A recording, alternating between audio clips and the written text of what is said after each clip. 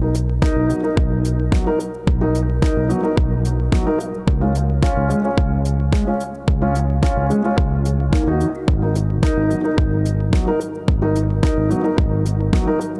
are something that we use every day, but the way Sev and I looked at it, like, we didn't really think that they were captured in a cinematic way yet, or put on screen in a way that was as engaging and as thrilling and as emotional as they could be. So we were like, why not just take that challenge and hopefully make something people haven't seen before?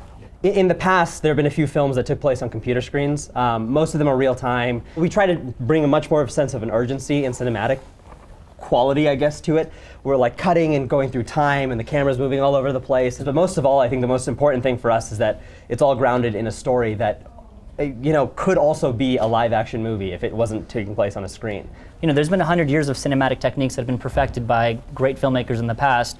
Why not apply everything that's happened in cinema up until now and just kind of try a whole new way of looking at it? So the idea is that when you watch the movie, you don't even realize you're kind of watching something you've never really seen before within 5 minutes. Our goal was that within a couple minutes, you kind of forget about that and you focus on the story and the characters. It was something really different, and I understood that I can learn something from them. It could be exciting for me to watch. What I was thinking about when watching the movie was using people's avatars and getting clues from what they want you to know, and then you can interpret that and find out who they really are. And that's what David, the character, is doing.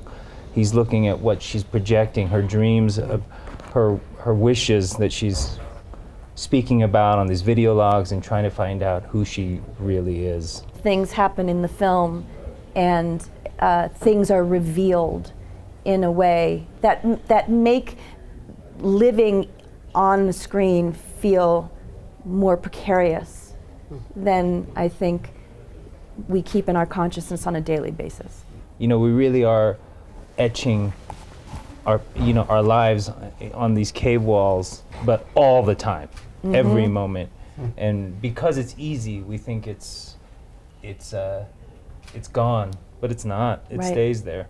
There were added challenges within this film, and much of it had to do with interacting with the screen and not getting anything back, or not having anything to perform with.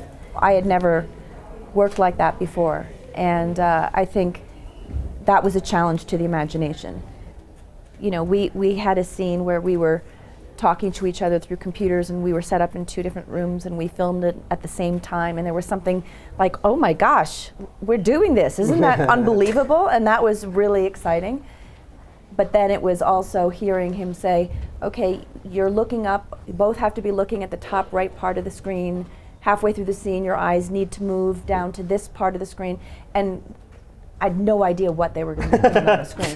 It's like, keep moving your finger, left, right there. You've gone too far left, go so back. In a way, it was kind of like doing this, and also just sort of diving in and saying, I trust it. On the other hand, I saw in post a lot of humanity in the way the camera moved, discovery, suspicion, and all these things. So I'm still processing my experience from the movie. It was so out of the box, and it wasn't the way my brain works, and that's why I wanted to be in it.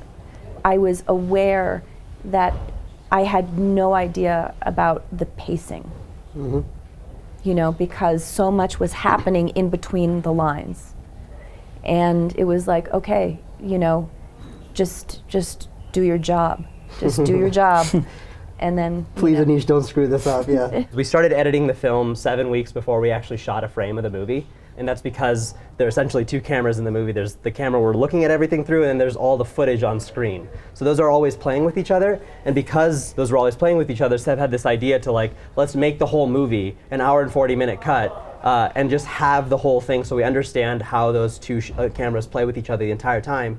That was essentially the reference that we showed to Deborah and John on the day of the shoot, where I would be like, okay, this is what the frame is roughly going to look like. The button that you're pressing is over there. And making that temp version of the movie, we learned better ways to tell the story. And I think moving forward, the thing that I'm going to take from me is just I can easily start storyboarding every movie that we go forward with. And it teaches you how to make a movie. There's there's this idea that like you can just have it in your head and shoot something and it'll be perfect, but like having that sense of collaboration with other people, showing them what is in your head, you can kind of refine it with other people and it will get better. So I think that moving forward is something that I'll definitely keep doing.